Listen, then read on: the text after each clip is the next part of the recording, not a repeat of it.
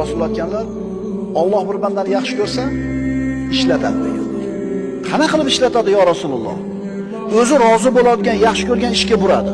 Shu yerda ishlatadi. Endi Alloh taolo bir bandani yomon ko'rsa ham ishlatadi. Qana qilib ishlatadi?